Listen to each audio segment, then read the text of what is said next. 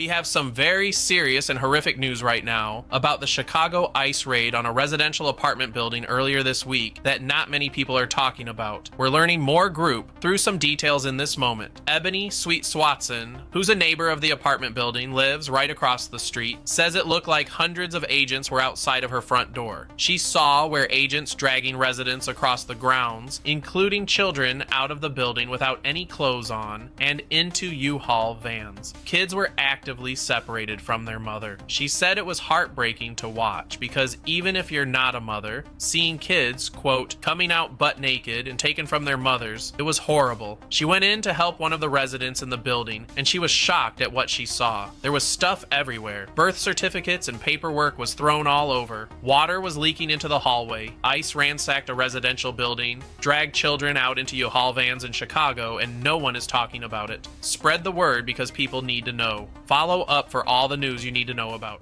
So that happened in Chicago some days ago. So let me remove my glass because I'm used to using my eyes when I'm talking. So let me just today use my eyes as my face. So Trump is sending soldiers in Chicago in a department, in apartment to remove everybody who is living in Chicago, black people specifically.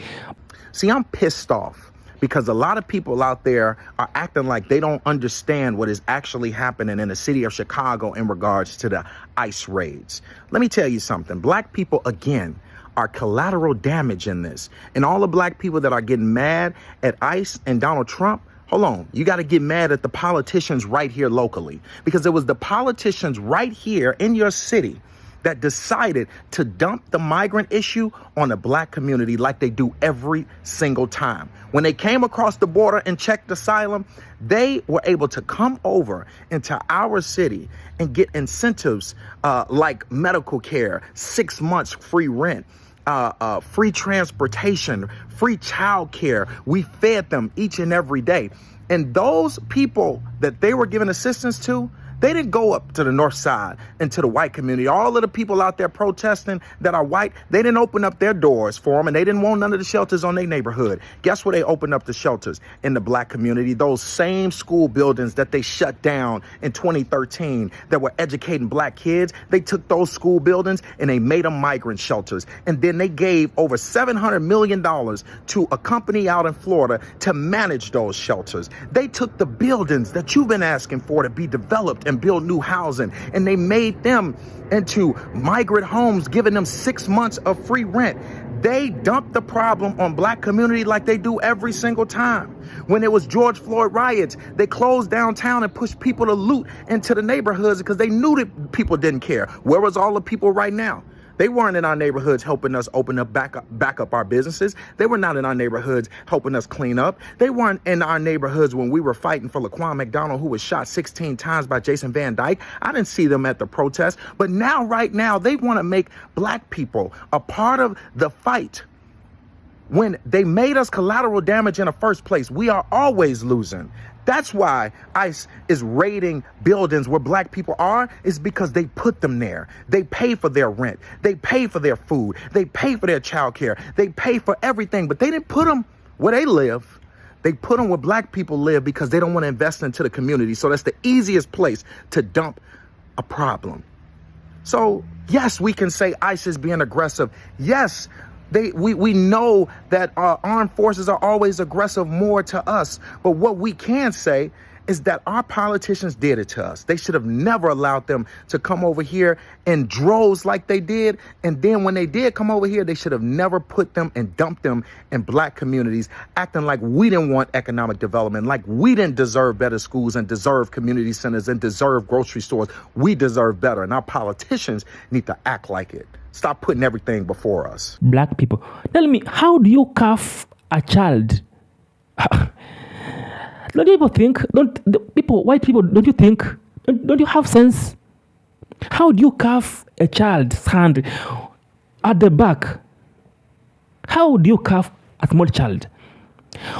What does Trump really want from black people? Trump, in the speech, said that he has been there for black people. He has been doing everything to protect black people.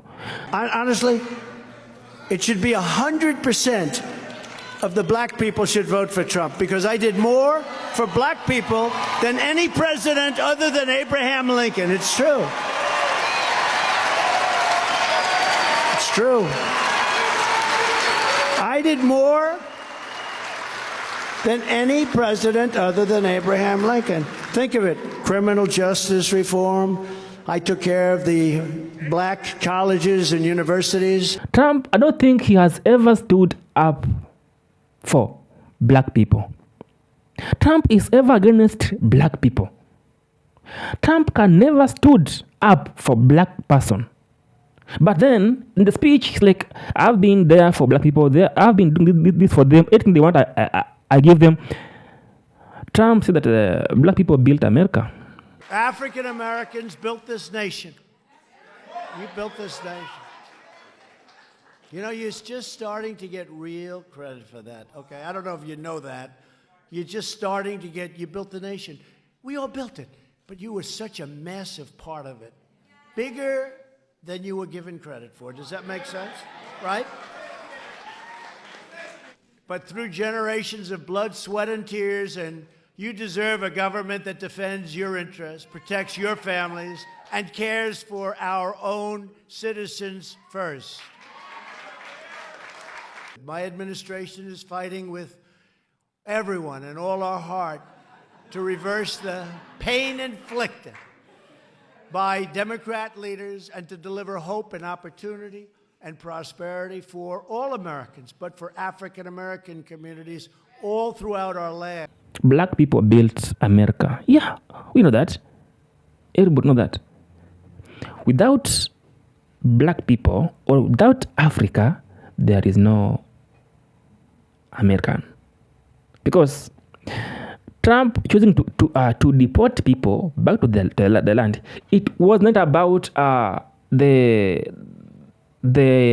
his decision. It was about the skin color we have that he sees us. It's a threat to them. We also have a lot of bad people that have been here for a long time. People that whack people over the head with a baseball bat from behind when they're not looking and kill them. People that knife you when you're walking down the street. They're not new to our country. They're old to our country. Many of them were born in our country. I think we ought to get them the hell out of here too. You want to know the truth. So maybe that'll be the next job that we'll work on together. But I think getting them out, you know, we forget about them. We had some bad accidents in New York, and they're not accidents. But then, tell me, today Americans, they don't have skilled workers to do mechanic. There's no, Ford CEO stood and said that there are no skilled workers in America. This morning when I woke up, there were 6,000 bays in our dealerships with no technicians. So can't get my car fixed? Nope. 2 weeks. Average wait is 2 weeks. Not because we don't have the parts, we don't have the mechanics. Factory workers, construction workers, farmers, all the people that move things, truck drivers, rail workers, and people fix things. Plumbers, electricians, HVAC, all the people that basically work with their hands. Why is there a shortage of these workers? Well, it's a complicated problem, but there is, let's put it that way, literally 1 million openings right now. Technicians in dealerships working on cars. At Ford, we have 6,000, probably 400,000 repair technician shortages across the economy. First of all, the productivity has not caught up with the white collar. In fact, it's gone down over the last 20 years. Number two, the jobs aren't as glamorous as a white collar job from college. And I think the permitting and all the regulations has really... White people, ain't you skilled? I ask you, ain't you skilled? The way we thought that you were skilled, you were asking for that. We came and took a job. Black people took a job. We took what job? Mechanic. Okay. Building sites, carrying cement on the back up to the 8th floor. Okay, wait, no. Picking crops. How does Americans see black people, black person, any black African who is in America? How do you stay in America working there for ages? But I don't understand how is Trump trying to arrest all the black people in? How can police enter an apartment to arrest people? How is that allowed in America? You people need to wake up and watch over I'm saying this again. I said this thing earlier. It either happened to you sooner or later. Ask Maga, ask Nebraska, ask Arkansas, ask Mesopotamia, ask Montana people. They'll tell you racism is expensive. Racism is costly. Racism will destroy your entire life. Because cuffing a child, like a 4 years child, you are cuffing here. Those things can't even reach his or her hands. People are there watching. White people, it's high time we choose everybody as same as like you. We bleed the same blood. Trump said that we bleed the same blood, red blood. Nobody bleeds white blood. There's no a white man who bleeds blue blood. There's no a black man who bleeds a pink blood. We all bleed blood. We all bleed red blood. We are the same people. We are one people, and we share one faith. Whether we are black or brown or white, we all bleed the same red blood. We all salute the same great American flag. And we are all made by the same Almighty God. But you keep choosing your skin color over us. Not our skin color, but over us. But through our skin color though. So America, Trump going to sending people to go, telling police to go and attack the apartment and arrest everybody in the apartment. I don't even know how else to say this, but ICE is detaining black people in Chicago right now. Not tomorrow, not a rumor, right now, and the governor already said it. Record everything. Narrate it, ask for badge numbers, and if they refuse, you still get them on camera. Because we all know, if it's not documented, they'll pretend it never happened. But let's be real, we warned y'all. We said if you ignore what ICE was doing to immigrants, if you stay quiet because it wasn't your community, they were gonna come for us next. And here we are, nobody listened, nobody believed, and now it's happening. And honestly, it just feels like nobody ever cares until it touches them personally. Like we've been screaming for years that this system doesn't stop, it only expands. And still, silence. So yeah, I'm saying it again. Whether or not it's your people, whether or not they look like you, this is not okay. It was never okay.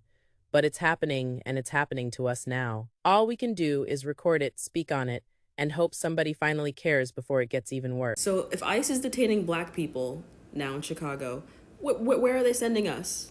Where are we going? Don't threaten me with a good time. Send me to Turks and Caicos. That was so wild. That was so... Why are you guys...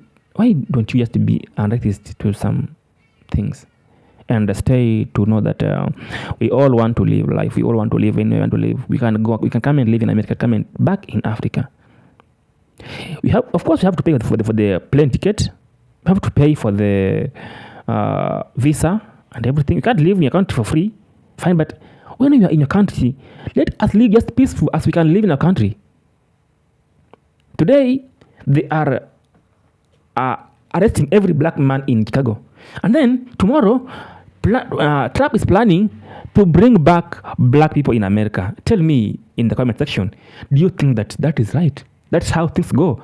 That's how you keep messing up with their minds. I don't think that's a good idea. Imagine you go to bed after a long day of working and, kids, spouse. Finally get to go to bed. You just get asleep. And there's banging at your door. And you hear flashbangs. And a whole lot of yelling. And on the other side of that door are what seems to and appears to be the military. With full gear. No ID. And they grab you and everyone in your apartment. And they drag you downstairs. Zip tie you. Separate your fucking kids from you. And arrest everyone who has a warrant. just disappears everyone who has a warrant, whether it's immigration related or not. That'd be fucking insane, right? Yeah, it just happened last night in Chicago. Those fuckers took over a whole apartment complex and did everything I just said to you. Are you good? What else do you need? What fucking else do you need? The video you're about to see is not from some war zone around the world. It's from an ICE facility in Chicago where Trump has deployed the military. Just take a look.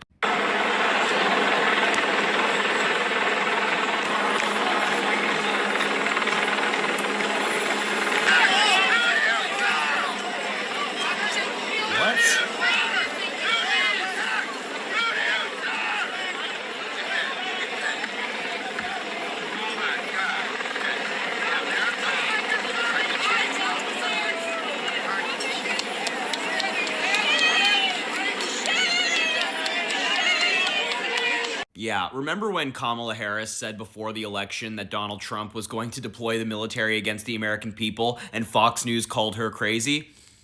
Vindicated once again. I mean, that's genuinely terrifying. Military equipment, huge rifles in the streets of Chicago just because Donald Trump says so. And this comes after ICE agents and federal authorities ransacked an apartment building in Chicago and threw children in U-Haul trucks.